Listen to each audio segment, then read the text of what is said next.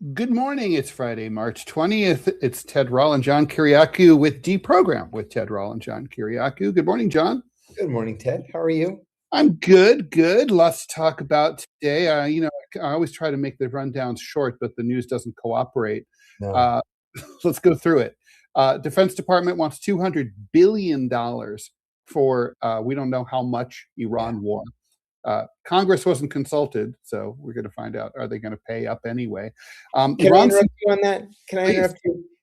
Congress was not consulted. And what's funny is now the really hardcore Republicans are starting to say, well, like the MAGA guys, well, we don't want to put our war fighters in harm's way, so we're just going to have to give it to them. We shouldn't. Now's not the time to be asking questions.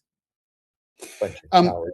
From what I can gather, John, even adjusted for inflation, this is more than the cost of the entire Gulf War.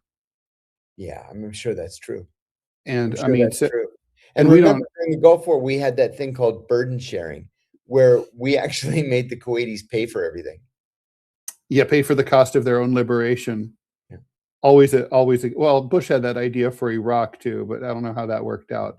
We'll see how. So I'm curious to see how. I mean, Congress is a bunch of lickspittles, but we'll see what happens.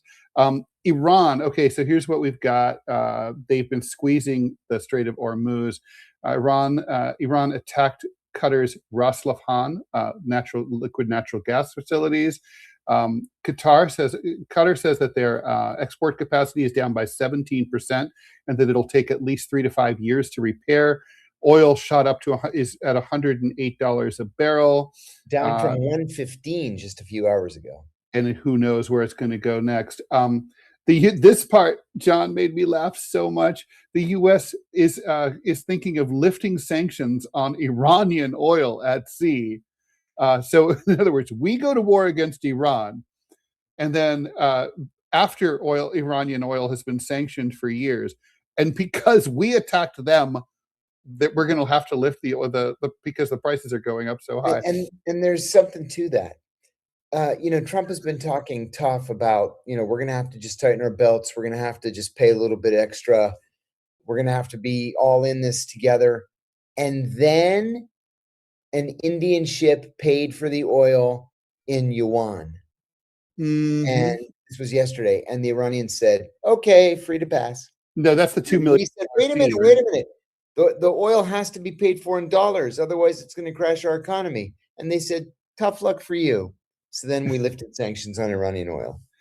And so was that the $2 million fee that there's one. So that I read about that. And then Netanyahu says basically Trump is pressing Netanyahu to say that Israel acted alone in its attack on that gas facility in Iran. Who knows what the truth is there? I have my suspicions. I suspect you do too. Meanwhile, we're forgetting all about Gaza, where Hamas is still in charge. The mediators in Cairo have handed Hamas a proposal that basically says you should hand over all your weapons, and we're going to have some new Gaza Authority take over. Yes. And we don't know what it's going to be. But basically, Hamas is now saying, you know what? We like the way this Iran war is going, and we're not getting back to you until we see how that plays out. And then J.D. Vance, I thought this was fascinating.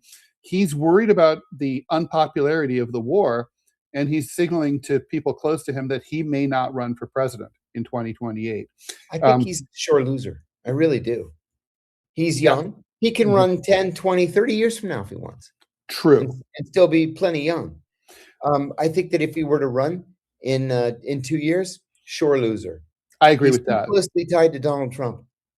I agree with that.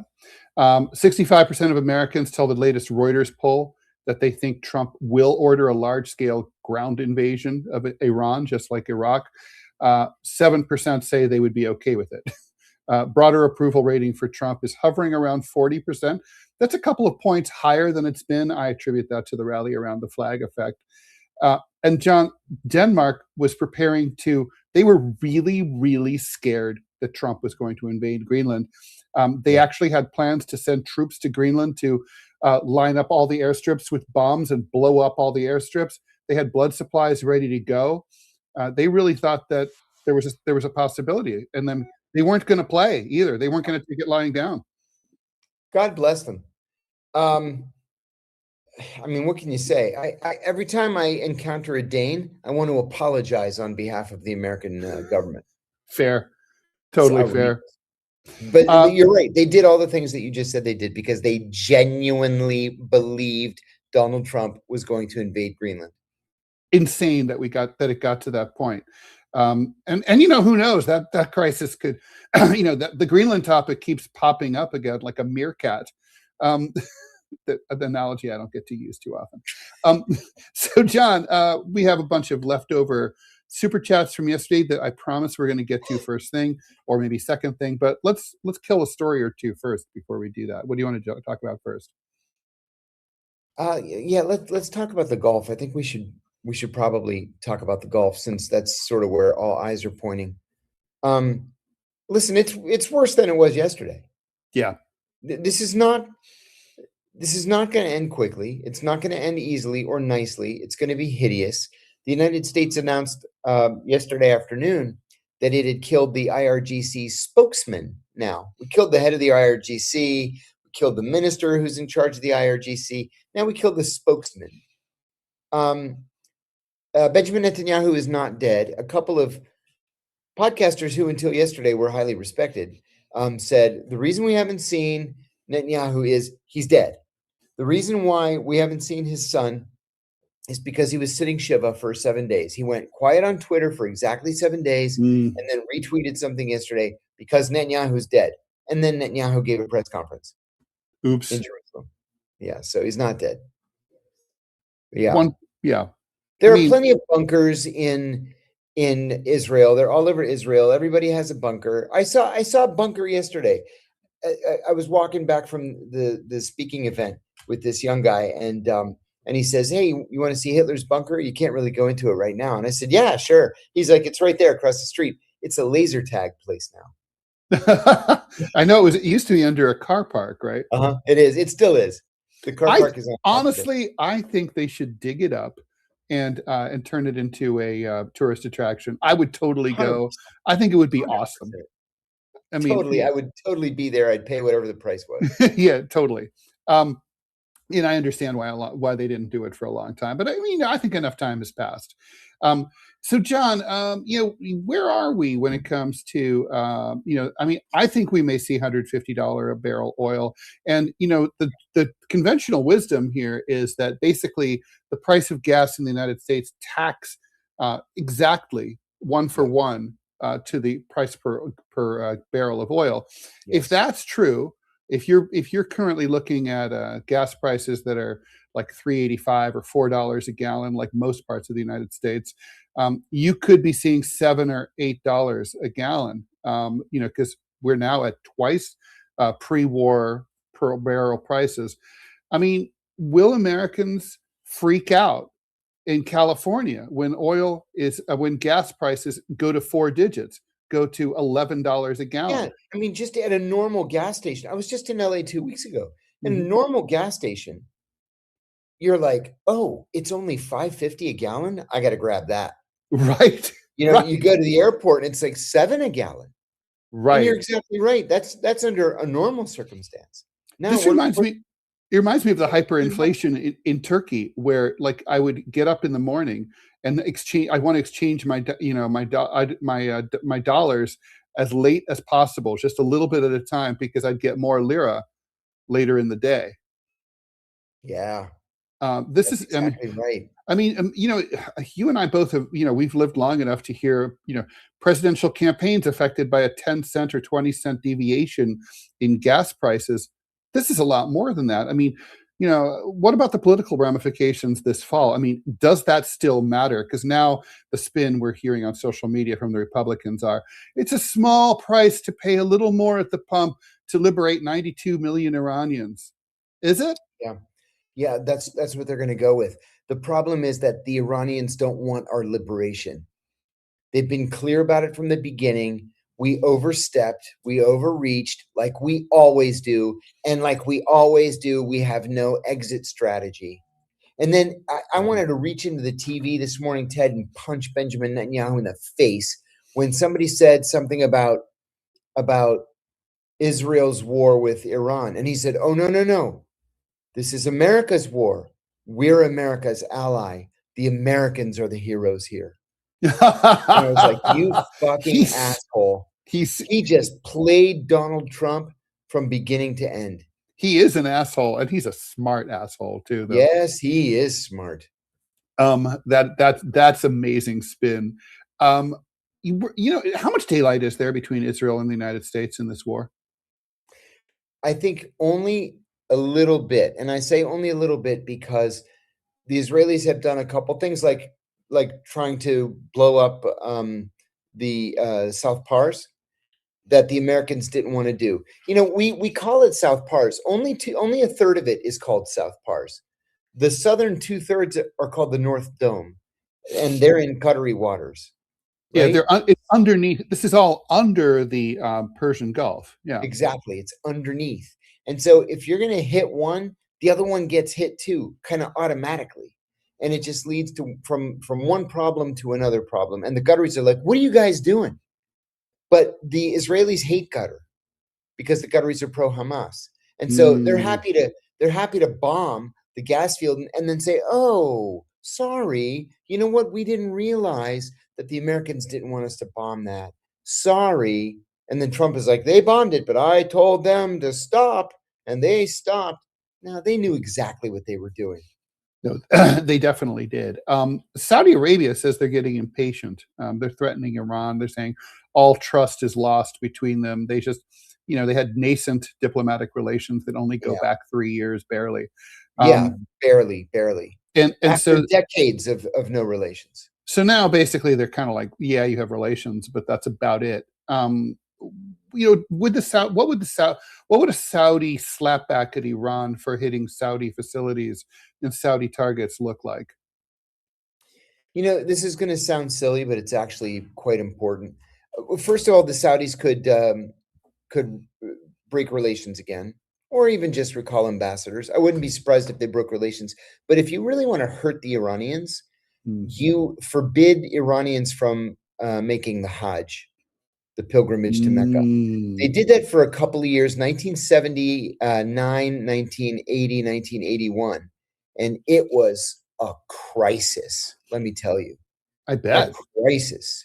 To the point where the Iranians started carrying out terrorist attacks against Saudis. They supported the takeover of the Dome of the Rock by Saudi radicals. People were killed. It's a bad situation. My guess is that's what the Saudis are going to start with.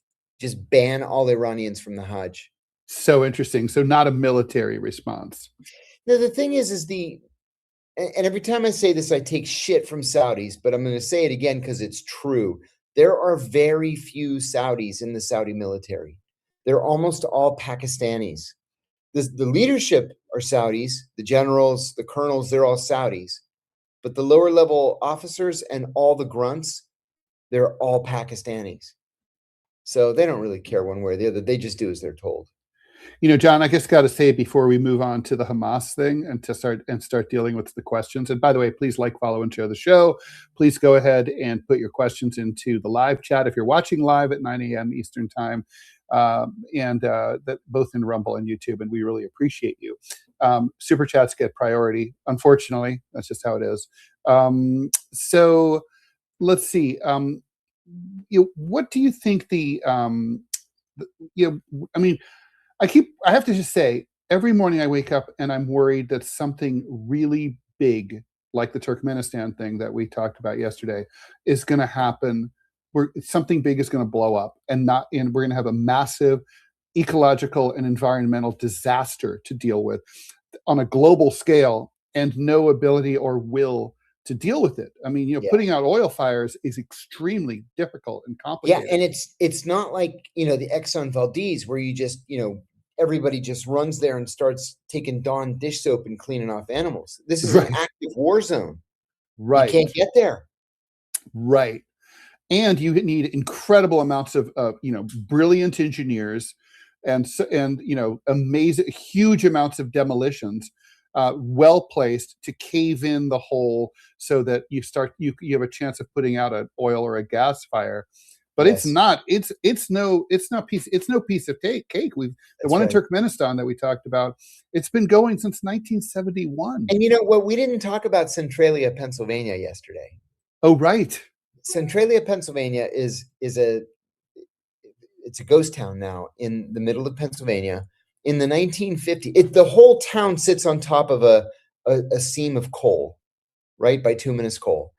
And in the 1950s, somehow the coal caught on fire. Mm-hmm. Somebody dropped a cigarette or knocked over a lantern or whatever. But in the 50s, it caught fire. Even static electricity could do it. Even static electricity, it is still burning.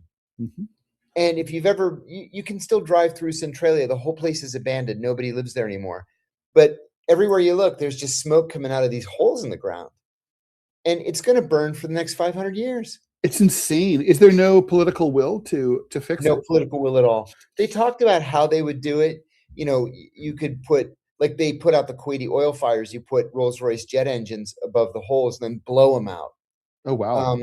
But even that, the seam is so big, it could go for miles. It could go for hundreds of miles. We don't know. Yeah, a lot of that part of Ohio, Kentucky, and Pennsylvania have a lot of caves.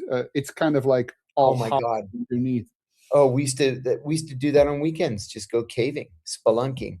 Yeah, walking through caves. Yeah, good time. Yeah, for sure. Definitely awesome for kids. Hamas, let's talk about that. I mean, Hamas, they're sitting pretty. 2.5, it's been 2.5 years since October 7th, 2023. The Israelis flattened Gaza, but they didn't flatten Hamas. They're still the only game in town. And seems like they've been they feel like their take is Israel is bogged down in Lebanon and in Iran. They don't have time to deal with us. They're not going to be able to deal with us. We're still here like cockroaches. You can't kill us.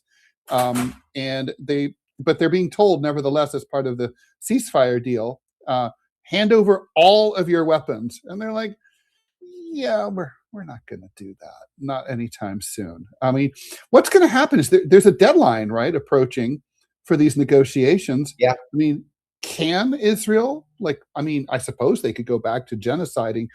I mean, it's not exactly a target-rich environment anymore in Gaza. No, there's nothing left to blow up. They've blown it all up. So what do you think is going to happen there? I think that, as crazy as it might sound, Hamas is actually in the catbird seat right now. Hilarious. The Israelis can't force them to take this deal because they're preoccupied in both Iran and Lebanon. Hezbollah's putting up a tougher fight than the Israelis had expected. Mm-hmm. Not to say that Hezbollah's winning. They're not. They're getting creamed, but they're fighting back. There are almost 1 million Lebanese on the run right now, internally displaced, with nowhere to go because they're surrounded by Syria on two sides, Israel on one, and the Mediterranean Sea on the fourth. So there's nowhere to go. So, for me, the big takeaway of all of this, the big meta headline is air wars are overrated. You can say that again. All right. So Can I interrupt you for 1 second real quick? Please. We all sent around footage yesterday of an F-35 being hit by Iranian ground fire. Mm-hmm. At first, people were saying, no, it's AI. It's bullshit. It's a stealth fighter. They're invisible. No, the Iranians hit it. And not only did they hit it, they wounded the pilot to the point where this morning, the Pentagon released a statement saying that he made it back to an airbase in the Middle East and that he's in stable condition. So he's admitted to the hospital. He's been wounded, but nobody is saying why, how the Iranians, whom, to use the president's word, we have obliterated, he said it twice yesterday, how they were able to hit an invisible plane. That is right. That's a good question. Of the art of the American force. True. Another question is why didn't the pilot eject? Yeah. Well, probably because he didn't want the Iranians to get the plane. They would turn it over immediately to the Russians and the Chinese, and then we're screwed. Yeah, well, my father, was in the Air Force, and he project manager for a lot of these fighter projects, and he said one of the problems is that the fighter pilots really don't want to eject. Like they want to. They're so trained to try to fix every problem to the last second that sometimes they wait past the last second, and they're so like in love with their machine. They just don't want to let it go. It's like captain of the ship. Let's do some questions from yesterday. Hako, thanks for the $7.99 Australian dollars. Trump points the finger at Israel for the attack on South Pars, a sign of the relationship fracturing. Is Trump trying to back off by shifting focus? I don't think the relationship is fracturing. I think there are always disagreements in times of war. And I think Trump is probably getting a little sick and tired of Netanyahu pushing all the blame onto him. I think that's what it is. Yeah, I think that's my take too. So here's a super chat from March 18th when, John, you were out. Hey, John, I'm a 21, and by the way, thanks for the 1999.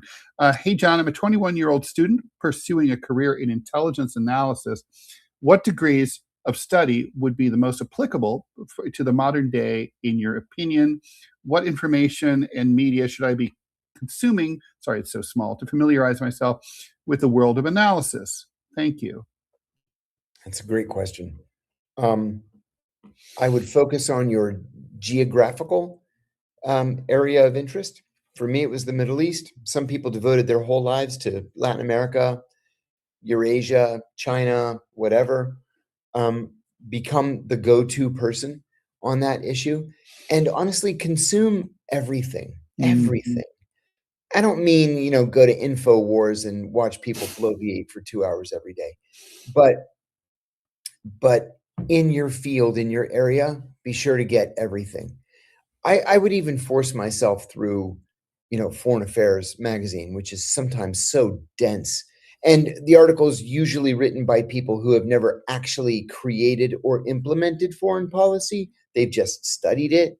But you have to know what everybody is saying. And, oftentimes, and I mean this literally, oftentimes, there are issues that I know I'm going to have to comment on that I just simply haven't formed an opinion on. And so I need to see what other people whom I respect are saying so that I can form my own opinion. Yeah, about foreign policy, I feel like that's like why I used to like to read Time and Newsweek, just to know what mainstream middle America was being spoon-fed. Foreign policy is like what the Beltway is thinking. Exactly right. Exactly. Like a month or so ago, foreign policy basically started admitting that Ukraine had lost the war. And that's like, well, that's sort of, you and I were talking about that years ago. Years ago. But like, basically it's like, okay, so that means the establishment has accepted it. Pink Lady Apples 83, thanks for the $5. Hey, studs. John, are you going to do a book signing tour with your new book coming out? If so, could you please come to Atlanta or North Georgia? I need a selfie with those gorgeous dimples. You guys are the best. Oh, geez. Thank you. I got to tell you, Tony Lyons from Skyhorse Publishing called me the other day, and he said, Tony is the owner, the publisher, and he said, you're everywhere in my feed. You're on Instagram, you're on TikTok, you're on YouTube. And I said, I know, I can't figure it out. This kid cut my videos up, and, I told him the same story I tell everybody else.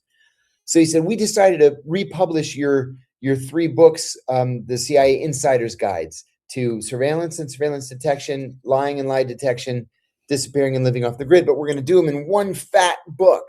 So can you update them? And I was like, yeah, I guess so. When do you want to buy? He's like, Saturday? I said, Tony, 550 pages. I can't do it by Saturday. Is he out of his mind? So he said, Tucker Carlson's going to write the introduction. I said, oh, nice. I'll call him and thank him. Mm-hmm. He sent it the next day. Wow. So I called him. I was like, you wrote the introduction in one day? He's like, well, it's not that long. He said, I just dashed it off. But you need to get this book out. I said, we actually don't. It's all still in print. They just want to repackage it and update it. So I'm going to do that. They want me to update the CIA Insider's Guide to the Iran Crisis, which is going to be a bigger work since we're at war. I've got the Cemetery book that was supposed to be out actually in 4 days, and now is postponed 2 months for reasons that are inexplicable to me. And I've got the Mafia book that is done. I'm just waiting on a release date. And now I'm writing a book of stories. I got to get all my stories all in one place and release that. So it's going to be a big book year. But yeah, now that I have a really great literary agent, I'm hoping that my books from now on will be published just by one of the big five. Mhm. And my best relationship is with Simon & Schuster, since they've done several of my other books. And so Simon & Schuster, Random House, Penguin, Knopf, all those guys, Putnam, they have PR budgets. And so they will send me on a book tour. It won't be extensive, but I'm gonna do my best. Yeah, book tours are good. Yeah. Decatur, Georgia has a great book festival. Really? Yeah. LA does too. Yeah, that's true. Big one. John, I've been reading Directorate S by Steve Cole. From your experience, where does it get the CIA, Pakistan, and the Afghanistan war right, and where does it miss nuance? Thanks for the $5, Ryan. Thank you, Ryan. I hate complimenting Steve Cole. Steve Cole wrote an article about me in the New Yorker called "The Spy Who Talked Too Much," and I wanted to punch him in his face. And that was after I welcomed him into my home and he held my kids.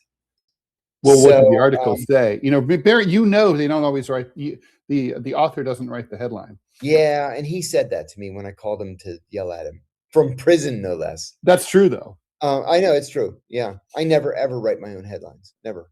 Yeah, I always suggest one. They almost never use it. Twice I've suggested headlines that people have used, both times at Consortium News. But Steve Cole is actually one of the country's great writers, one of the country's great investigative journalists. And in addition to being an investigative journalist, he's the dean of the School of Journalism at Columbia. Mm-hmm. So he's a very big deal. That book was excellent, I have to say. And I'm not sure he missed nuance. I think he pretty well got it. Mm-hmm. I read one of his other books, and I did like it. As I read it, I wanted to criticize him, and I couldn't. He didn't write the headline, John. $4.99. Thank you so much. I work at the EPA, and I'm wondering what you think about the EPA rescinding the greenhouse gas endangerment finding. Thank you. #pardon John. Oh, thank you.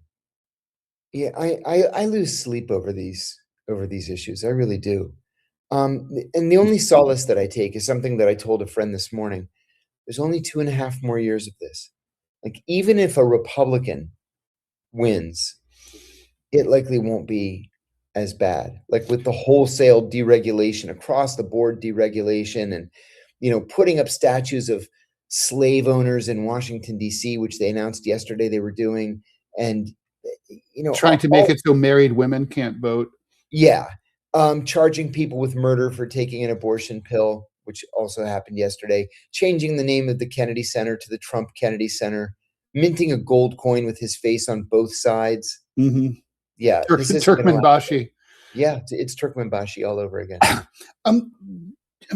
John, the thing is, though, even if we were to get President AOC, which I don't think we're going to get, but if we were, you and I both know Democrats wouldn't roll back most of that stuff. No, they wouldn't, because they're cowards. Yeah. And because they want the power and authority for themselves. Yeah. That's the thing is Joe Biden did not roll back much of the Trump first term stuff at all. No, in fact, Joe Biden never reestablished relations with Cuba, which had been the crown jewel of the Trump-Biden foreign policy. Steve, and thanks for the $2 Canadian. Ted, are you in a bathroom?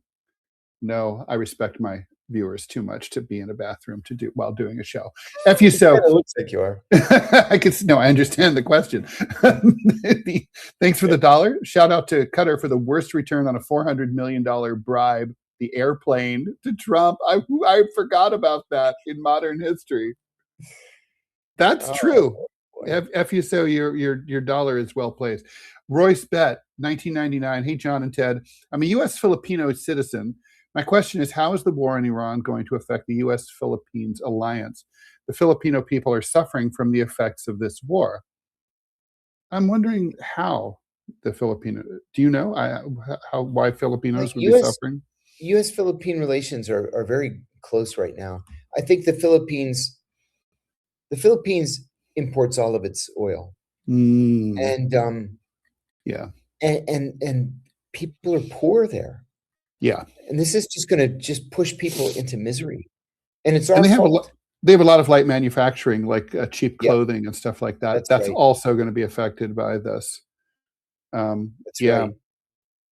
I don't know. I can't imagine that the conversation yesterday between Trump and the new Japanese prime minister was terribly warm. Not just because he mentioned Pearl Harbor, but because Japan imports literally 100% of its oil. Mm-hmm. They have zero oil or natural gas, which is how Pearl Harbor happened in the first place, because we had a U.S. naval blockade of oil imports to Japan. That's right.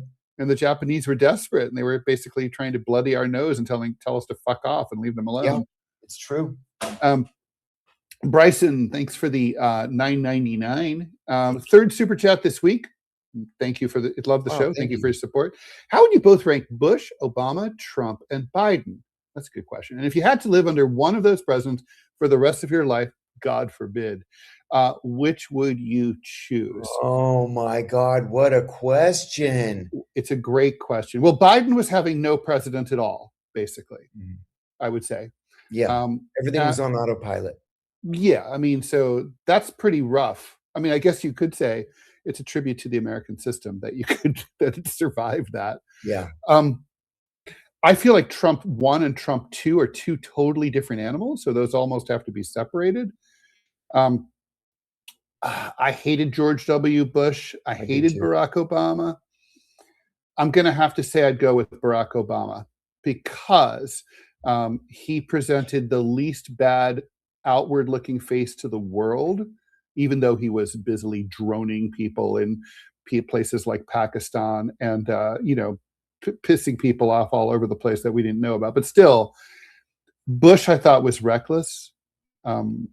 So I guess I'd go with Obama, even though I can't stand him. You know what? In good conscience, I just can't with Obama. Because of what he did to you personally. He prosecuted me, and not just me, but 7 other whistleblowers. Yeah. He's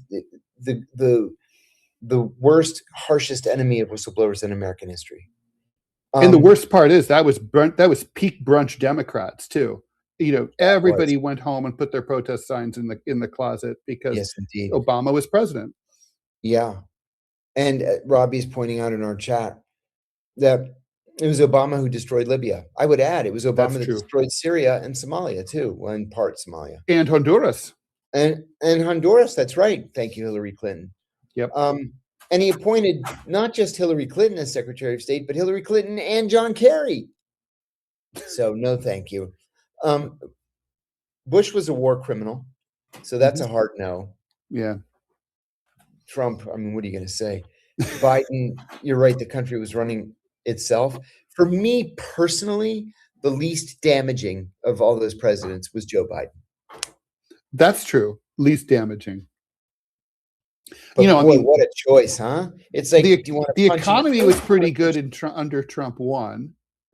Pretty good. Yeah. But then the way he behaved recklessly with COVID, bizarre. I mean, on the other hand, I give him credit because I don't think President Hillary Clinton would have approved the vaccine, to go so quickly. You don't think so? I do. I think Democrats they would be so obsessed with the testing process, be like, let's take 5 years. And do you remember those idiots? Some married couple in Arizona. Trump mentioned something about I forget what, and it happened to be an ingredient in their pool chemicals, and so they ate the pool chemicals and they both died. Yes, I do remember that. The Darwin Award goes to Vilmer 80. Whatever happened to the Darwin Award? Do they still do that? It used to be one of my Still do it. favorite Yeah. things. Used to love that thing. Vilmer Air 8791. Thanks for the $2 Canadian. What are the odds that Trump brings up Hitler to the German Chancellor? Not zero. Yeah, not zero. It should be zero. Sean, thanks for the $4.99. And to think Qatar donated that expensive plane only to get bombed by Israel and Iran within a year. Great minds think alike. Bailey, thanks for the £4.99. I'm interested in your opinions on Piers Morgan, especially regarding his false publication of U.S. troops torturing Iraqi prisoners.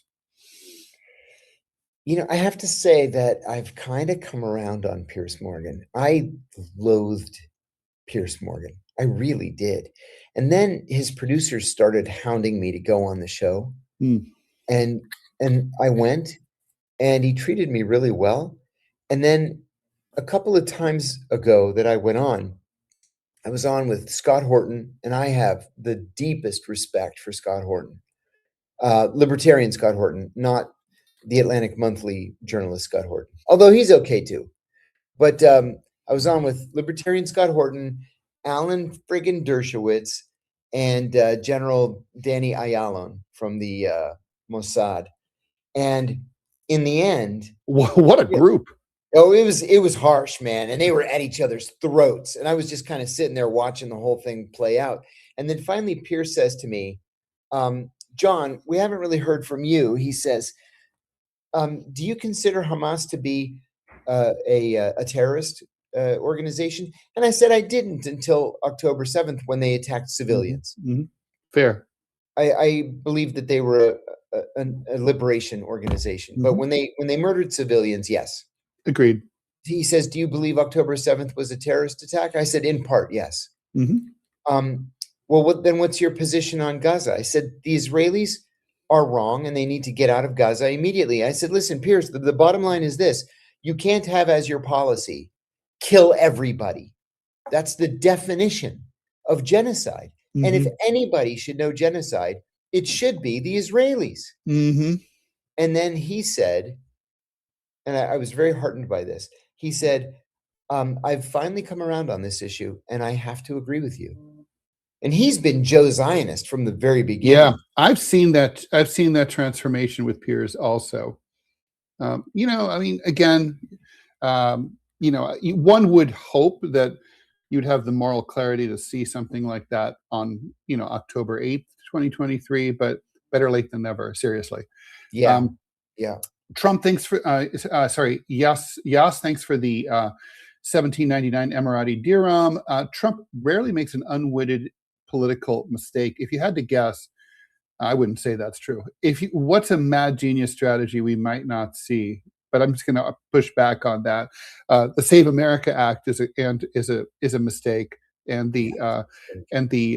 his opposition to mail-in ballots during the pandemic was a huge contributing factor to his defeat. So he makes mistakes, but okay, genius strategy that we might not see. Let's take that question at its face value. I believe that he believed Netanyahu's propaganda that if we decapitate the Iranian government, the whole thing comes down like a house of cards. And I think that he believed that was the genius strategy. And instead, he's gotten us into a war that we're not getting out of. Remember, to win, we need to wipe out the entire Iranian government and military, which is not possible, and install a pro-American and pro-Israeli government, essentially a puppet government. It's not going to happen. And anything short of that is an American-Israeli loss. What the Iranians need to win is just to survive the war. And they're going to survive. John, one more question. We'll bring in Robbie. He has some stuff to talk about. What would you say? To my theory that Trump has kind of lost his superpower. He spent much of his first term still doing rallies, which was weird, campaigning, a president continuing to campaign. But it kept his ear to the ground, maybe not with America, but certainly with half of America, with the conservative half. And now he doesn't do that anymore. No more rallies. I feel like he's out of touch now. He's firmly wrapped in DC in Beltway bubble wrap. Yes. And I think that's fucking him over. I think that's right. Yes. Okay, one more. Soden, thanks for the 1999. Good morning, John. If you were to have dinner with John Brennan at Philomena in DC, what would you get off your chest? Same for Ted. Lunch with your LA Times boss. What would you ask?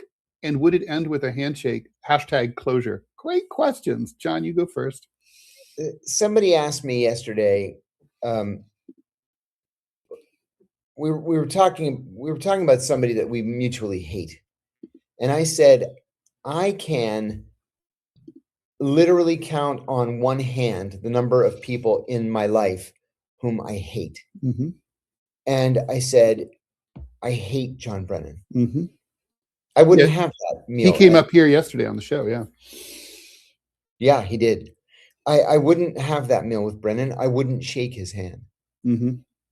And frankly, I'll say this, and I won't say any more. I am working very hard right now to see that he spends much of the rest of his life in prison. If you could say something to him, what would you say? Shame on you, monster, ruiner of families and lives.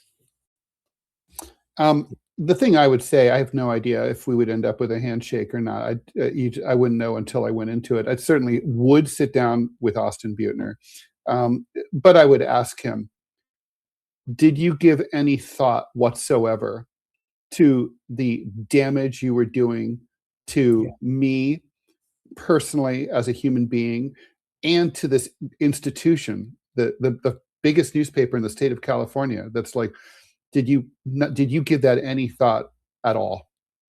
When I would want to know that. All right, let's bring in Robbie West. Robbie, thanks for coming on and filling us in on what you have to fill us in on. Yeah, no, of course. This will be really quick. Y'all, over on Rumble, John's newest premium episode is up. Talk about how he became an internet superstar. It is a Rumble exclusive. So what y'all need to do, if y'all over on YouTube, come on over to Rumble. I promise you the weather is fine. The water's okay. It's not frigid like it is here in Montana.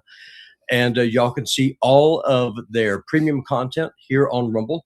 You can become a Rumble subscriber for $10 a month. Or if you just want to support DeProgram and then just support John and Ted, you get on a live stream for just $5 a month. And they keep 100% of those proceeds. Rumble does not take a dime if you become a channel member, which is huge. And also Rumble pays them based off their watch hours as opposed to ads. So they actually earn more money for you watching here on Rumble, just the way that the business models work. And lastly, John, for you, more of his content will be going up on his official Rumble channel today, including shorts. His channel is really taking off. It's exploding. So thank you, everyone that's supporting him. And also, John, do not feel bad about hating John Brennan. One of the things that people have a big misconception about is that they think that Christians are commanded not to hate. We're not commanded not to hate. We are commanded to hate. We are commanded not to hate our brothers and to pray for our enemies, but we are allowed to hate enemies of God. And John Brennan is 100% that. So hate away. Thank you. And I have a Rumble page too, but he does. Yep. Ted Rall. So come on over. I'm working on his channel now too. Thank you, Robbie. Do we have an ad? We do. I'll throw it up for you. Thank you. All right. Well, in the meantime, while Robbie's doing that, we'll take another question. Thanks for the $1 from Desert Fox. Breaking news within the past 4 hours. Ansar Allah has announced that they are getting involved and will start joint operations with Iran.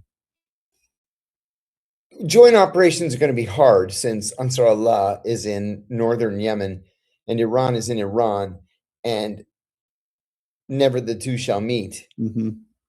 But good luck. Coordinated? I mean, maybe, if that means attacking, shipping in the Red Sea, 90% chance, I would say. Yeah, we've been down that road before, and they're going to get the daylights bombed out of them. Yeah, yes, they will. Rainman 777, thanks so much for the $9.99. Do you think that the American empire is over? I don't see any way that we can continue to afford this. Is the economy permanently cooked? The empire's on the ropes, I would say. Yeah. Over? No, certainly not. I agree. Kevin Mills, thanks for the $30. Your favorite retired Oregon sheriff here. No question, just wanted to say hi. Hey, Great show. yes. Yes. Welcome. Thank you. Go Oregon.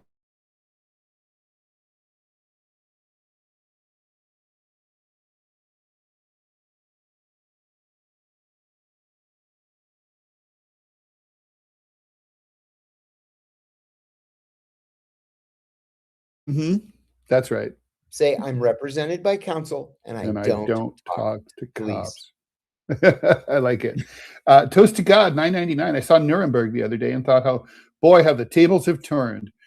Israel is currently moving like the Nazis, and it's extremely weird. You get called an anti-Semite for pointing it out. For years, I hesitated to say what I'm about to say. And now I'm really convinced that the Israelis really were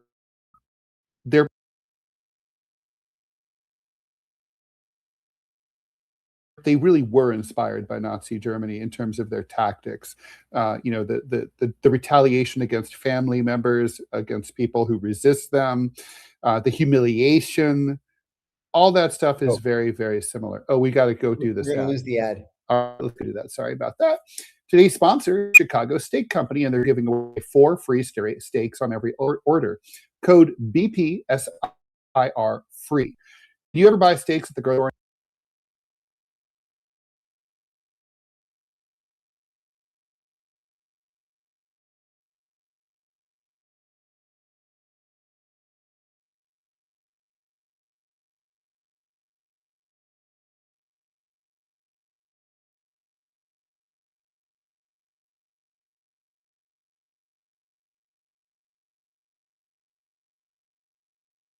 It's just a total gamble. You're standing there staring at shrink-wrapped mystery cuts, trying to figure out which one might actually be decent.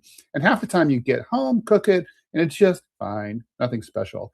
Chicago Steak Company is the opposite of that. USDA prime and upper choice, hand-selected by butchers in Chicago, wet-aged 28 to 40 days, vacuum-sealed, and shipped on dry ice right to your door. Every cut is hand-carved, no guessing. And here's the part I really like. Spend $1.99 or more. Any steaks your choice. Use code BPSIR free, and they throw in 4 bourbon peppercorn sirloins for free, plus free shipping. These are 6-ounce top sirloins with a cracked peppercorn and bourbon rub. Lean, beefy, bold flavor. Throw them on a hot grill, and they're done in minutes. That's $160 in free steaks. 15,000 5-star reviews. These guys are the real deal. mychicagosteak.com/rumble. Code BPSIR free. That's BPSIR free. Link in the description. All right. Cool. So, thank you for that, John. Nuremberg. So do you want to address the Nuremberg thing?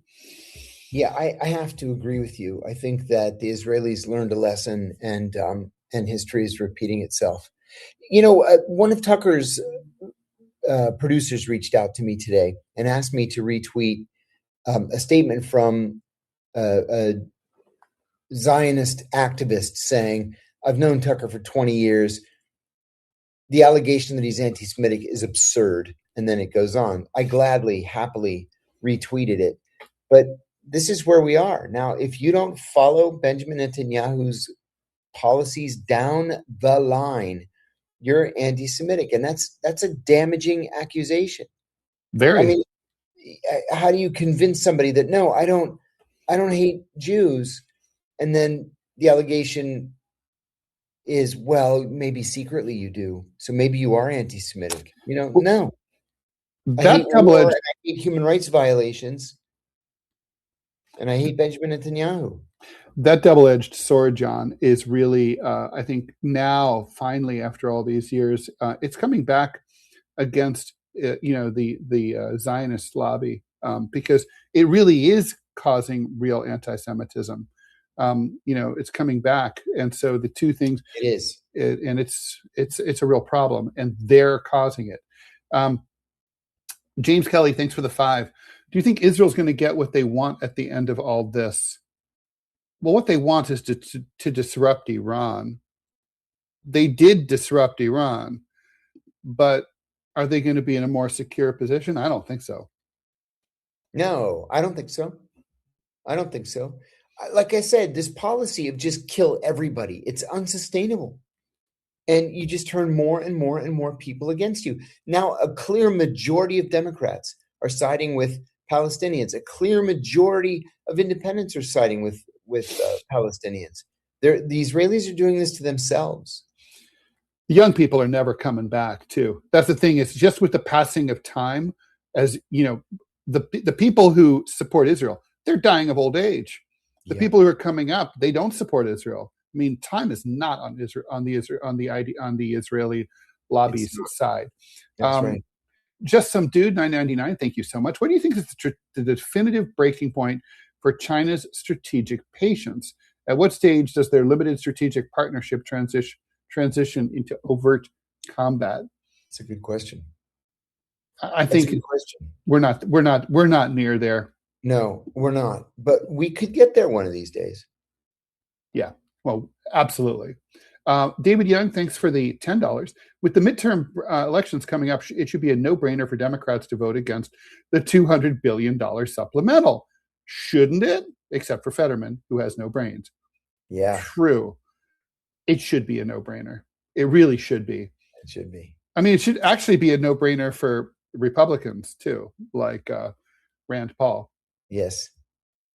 Pac-Man, $10. Thanks so much. Do you think there's a possibility or situation where Saudi Prince MBS is assassinated, given the geopolitical ramifications thereafter? John, I'm coming up empty, trying to think of any time that there were assassinations within the Saudi regime. Once. Who was it? King Faisal was assassinated by a deranged nephew. Mm. And the nephew was immediately caught and immediately executed.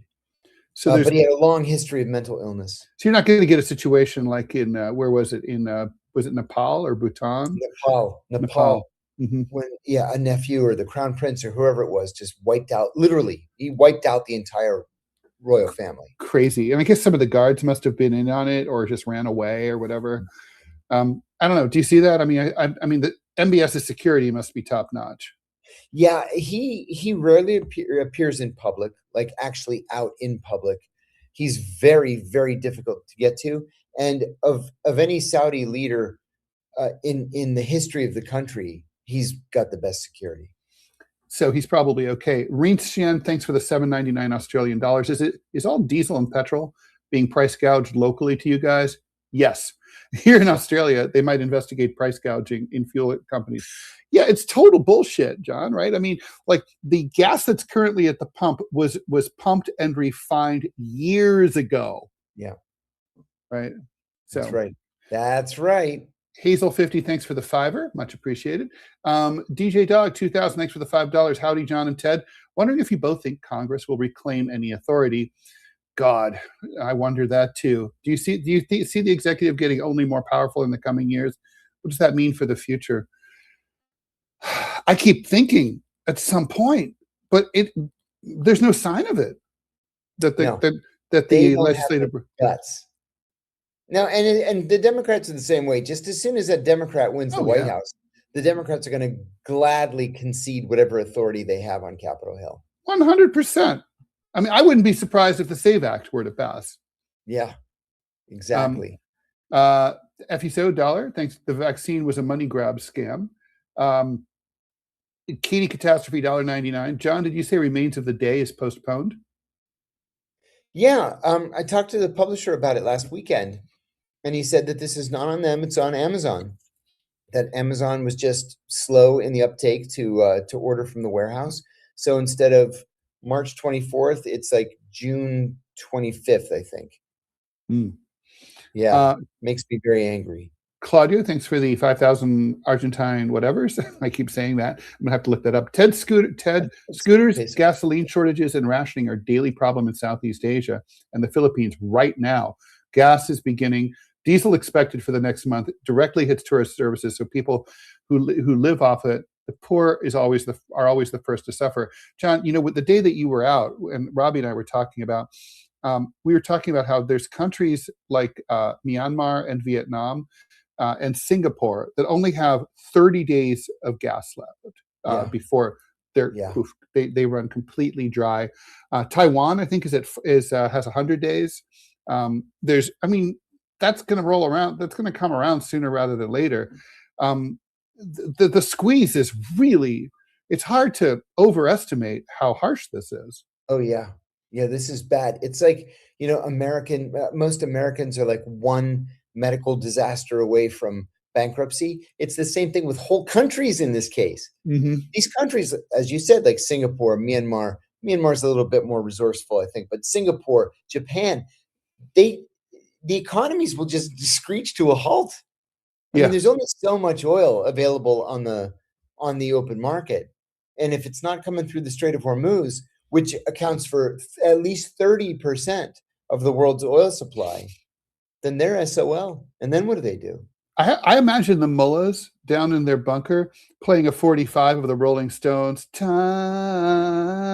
is on my side. Just over on loop. They just have to hang tight because time is on their side. I mean, we know how to blow shit up, but that doesn't mean we know how to win.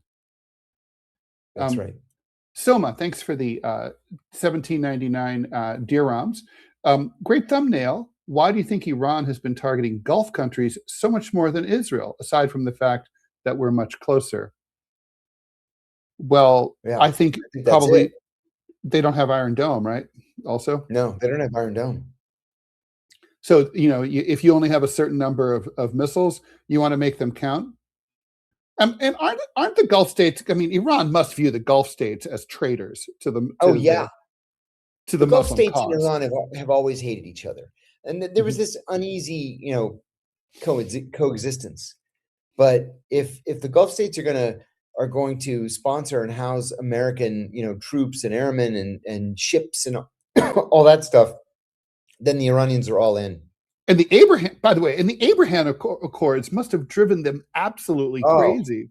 That's what added insult to injury. Yes. So let's talk about JD Vance.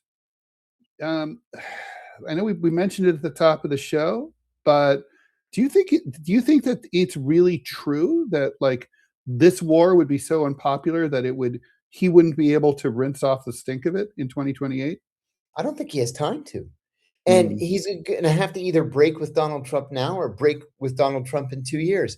And I don't think he can survive that within the Republican Party. I think it would be far more advantageous for him if he were to finish out the term, go back to Wall Street, make millions and millions of dollars, and just wait a little bit like Richard Nixon did.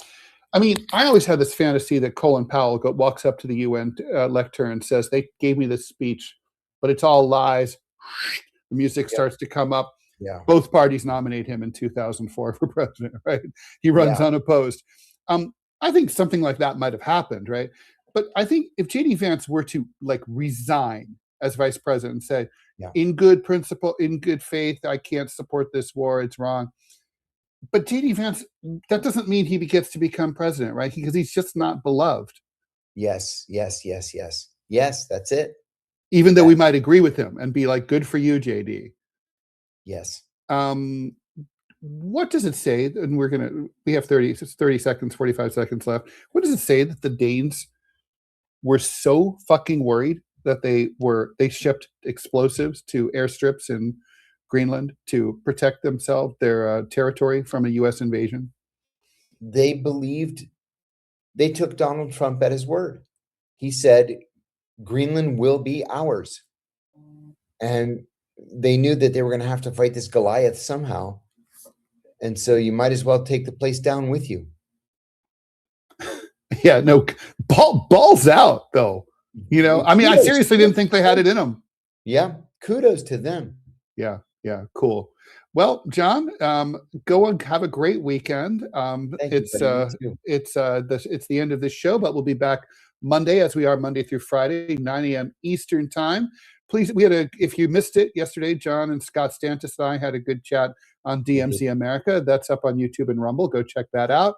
And please stay tuned for TMI with myself and Manila Chan coming up right now. See you Monday, John.